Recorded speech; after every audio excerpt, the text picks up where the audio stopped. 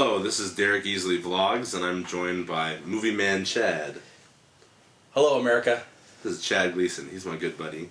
And we're reporting for Game Fob today, and we're talking about the 85th Annual Academy Awards. How'd you like it, Chad? Well, I have to be perfectly honest with you. I did just have a party with a bunch of my friends celebrating it with fish tacos. Nice. My dad cooks the fish tacos. But I actually recorded on a VHS cassette. How old school, how retro.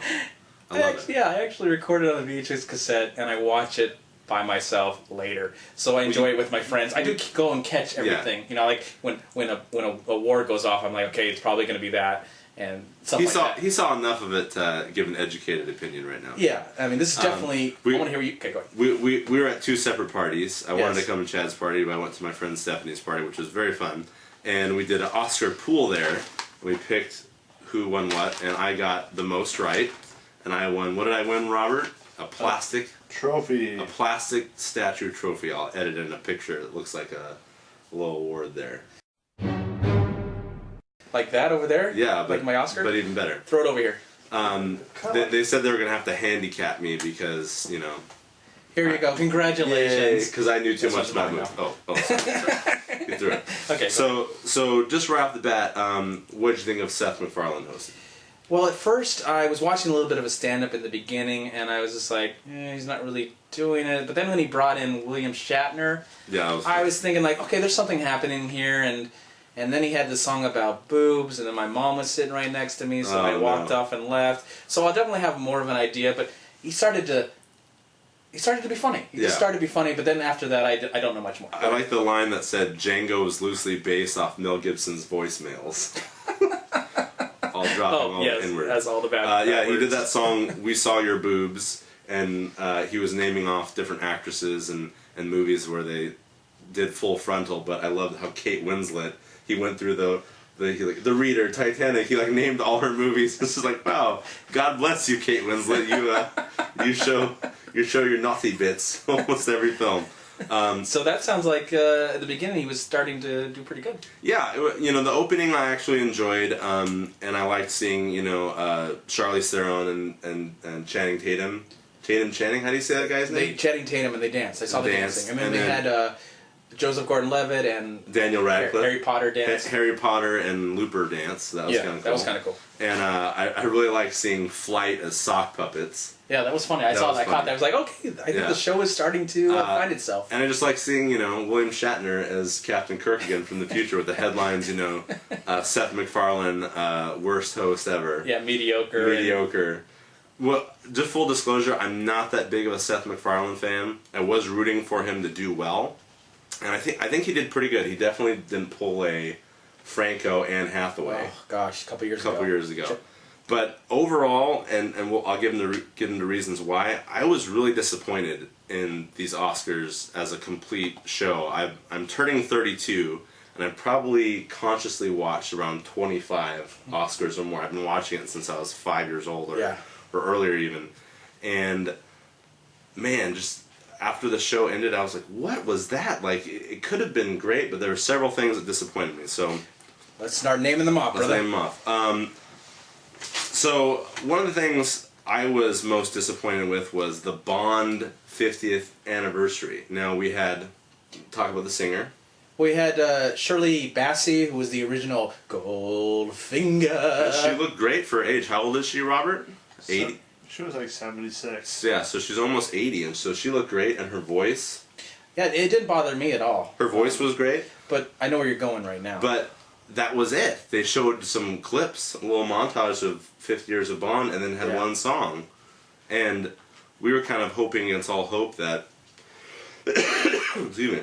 All five Bonds might come out. Let's name them: Sean Connery, George Lazenby, Roger Moore, Timothy Dalton, and Pierce Brosnan, and Daniel Craig. Yeah, so it would have been great to have them all come out, see them. Of course, for George Lazenby, I love that version of Bond, and he only got one movie, and it would have been great, for him to be up there and go to the Oscars. Yeah. But sadly, they didn't do that. So that was disappointing. They dropped the ball there, and then for some reason they chose the theme of the Oscars to be celebration of the movie musical.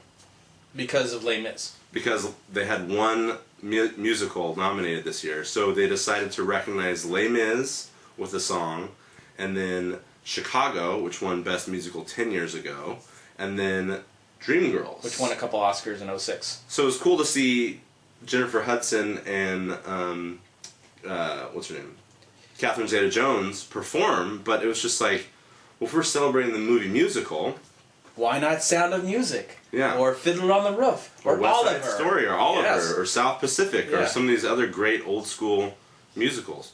I just felt they could have done more with that segment. They could have, there's so much rich history. This is the 85th Annual Academy Awards. We have 85 years to pull from movie musicals, and they just didn't do that. So the Bond thing, the musical thing, dropped the ball on.